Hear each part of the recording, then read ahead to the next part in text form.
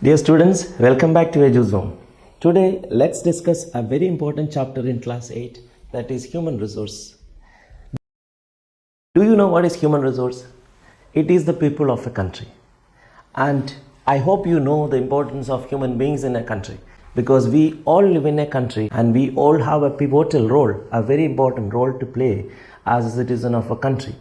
So, people are the nation's greatest resource, and human resource is the ultimate resource. If a country has healthy, educated and motivated people, then we can surely say that it will be helpful for the country's development and progress. As you can see in the global population density estimates, Asian countries are densely populated countries, especially India and China. You have studied in previous chapter about various resources such as natural resources, man-made resources, and eventually now we are focusing on human resources, because human resources, like other resources, are not equally distributed all over the world. If you look at the continents in the world, you can see some of the continents are sparsely populated, whereas some of the continents are highly populated. For example, Asia is highly populated continent, whereas Australia and Antarctica are sparsely populated continents. Distribution of population is unequal over the world. More than 90% of world's population lives in about 10% of land surface. The crowded areas are Southeast Asia, Europe, and North America. So, if you compare the population of 1900 and 2000, you can see it was 1.6 billion in 1900 and it became 6 billion in 2000. So, as I told you, Europe, North America and Asia are the regions in the world which are highly populated. So, people prefer to live in an area which is inhabitable, which has all the favorable factors. For example, very few people live in high latitude areas, tropical desert areas, high mountains or areas of equatorial forest. Because as you heard about Amazon forest, there are very few tribal people are living in Amazon forest areas. 60% of the world's people stay in just 10 countries. All of them have more than 100 million people. So I'll show you the 20 most populated countries as per the World Demographic Index of 2021.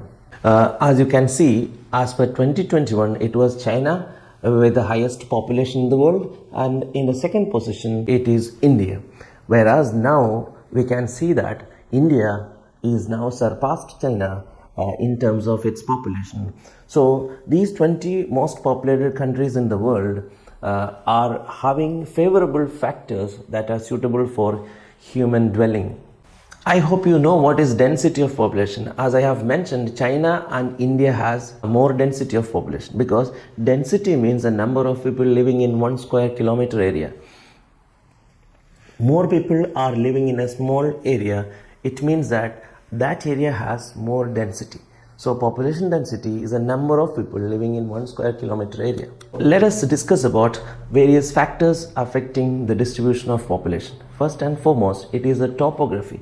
People always prefer to live on plains rather than mountains and plateaus, because these are the areas which is suitable for farming, manufacturing and various tertiary activities or service activities. So topography is one of the important factors affecting distribution of population.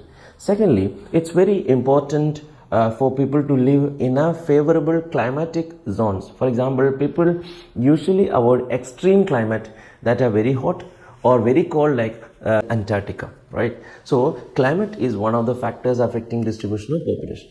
Then third factor affecting distribution of population is soil, because fertile soil provide suitable land for agriculture.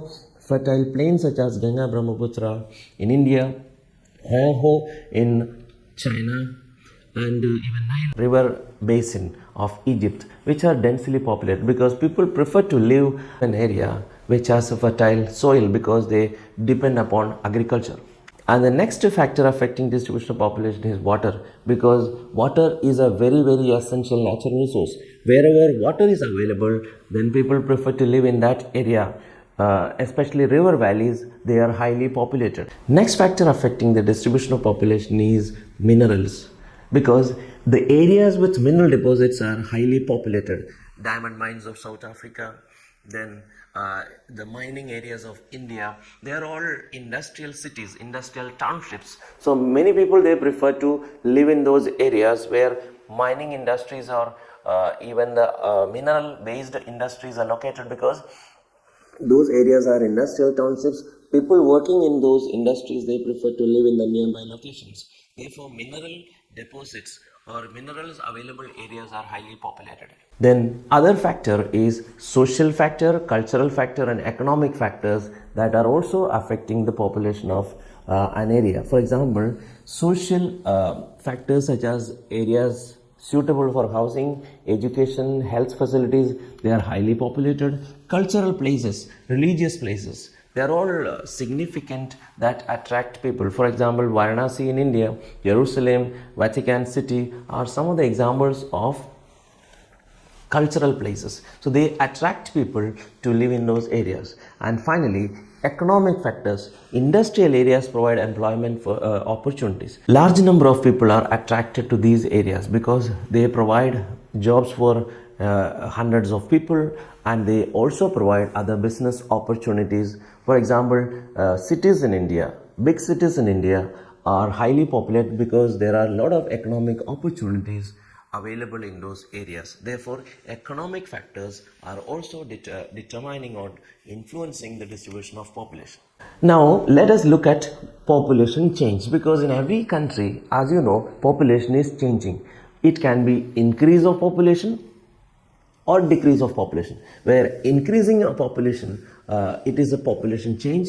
So the population change refers to the change in the number of people during a specific time. Suppose if we are taking a country's population growth of 100 years, then we can see the increase of population, that is also called as population change.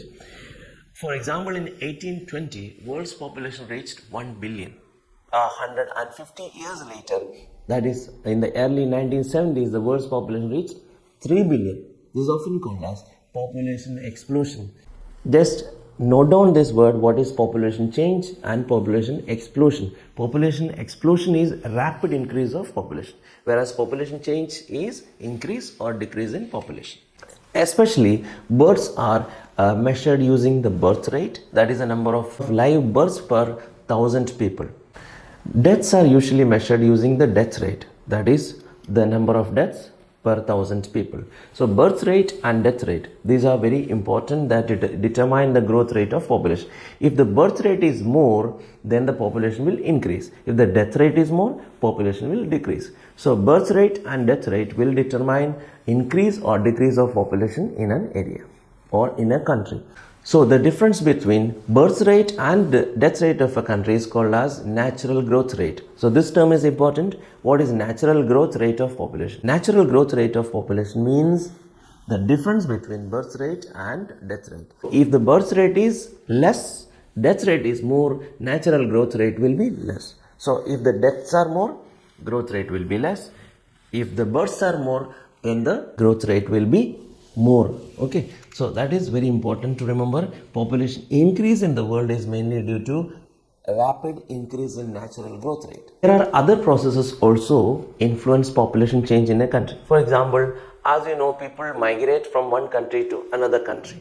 Therefore, the country where people reach, there the population will increase. Whereas when the people leave from one country to another country, in that country, the country where the people left, their population will decrease. So migration is one way which population size changes. So people may move within a country or between the countries. So we have to learn two terms. One is emigrants. They are the people who leave a country, whereas immigrants are immigrants, are those who arrive in a country.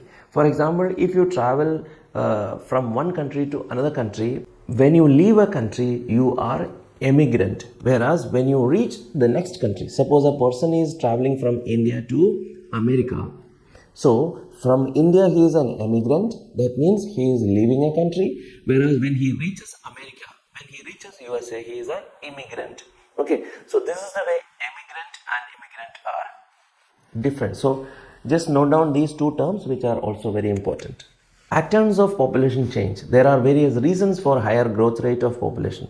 So if increasing birth rate due to advanced healthcare, that is one of the reasons for population change. Population can increase because of increased birth rate. Then low age at marriage, that is another way, another reason for increase in population. Then high illiteracy, people are unaware of, they are illiterate, therefore it can also cause population change. Then improper family planning is another reason for population change. So all these are some of the reasons for higher growth rate of population. Population composition is different in each and every country. There can be more number of male and less number of female, or in other way also. So population composition is different in each and every country. Population changes according to age, sex, literacy level, health condition, occupation and income level of the people. So population composition refers to the structure of the population and it also consists of the number of male, female, adult population and the number of children and everything. It is a complete data of population in a country.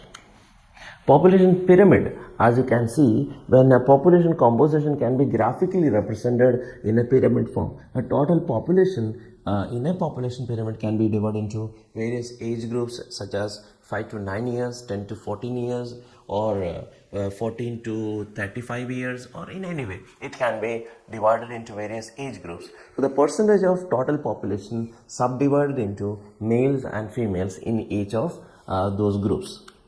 So if you look at the population pyramid of India 2021, you can see the base of the population pyramid is broader, whereas the top of the population pyramid is narrow, which means aged population or old aged people in India are very less in number, whereas the newborn babies or the children in India are more in number, and it is broadened in the middle age group because those are the people, young population or young generation in India are more in number. It is the way population pyramid is graphically presented. So the population pyramid represent the male-female ratio and the young population, children and aged population in a country. So it's very important to study about a population in a country so that we can evaluate, we can assess the status of human resource in a country because that determines the growth of a country, because human resource is the ultimate resource. If you look at the population pyramid of Japan, you can see the base of the pyramid is narrow, whereas the population, which is the young population or the youth in Japan, are more in number. At the same time, aged people, they are very less in number in Japan. So it varies from one country to another country in terms of its population. So if you draw the population pyramid of USA, population pyramid of Japan, India or China, it will be different from one country to another. But it's very important to understand the composition of population in the graphical format of population pyramid. If you look at age profile in India, you can see adult population, elderly population and children. So adult population are around 58%, whereas elderly are 6% and the children are 34%. A population pyramid shows total population of a country, number of male and female and their percentage, birth and death rate of people or growth rate of population, number of young dependents, elderly dependents, because there is a productive population and dependent population in a country, because the people who are working in a country are called as productive population, whereas the people who are depending on the working population, that means the children and elderly dependents, are always considered as dependent population. So people with their quality are considered to be valuable resource, because human resource is the ultimate resource. Skilled, educated and motivated people endowed with a positive outlook are the future of any nation. So therefore, it's so important that human resource is a very important resource or an ultimate resource of the country. So let us look at the recap of the chapter and what all points we have studied in this chapter. And followed by let's look at some important questions in this chapter. Thank you and see you next time in the next video.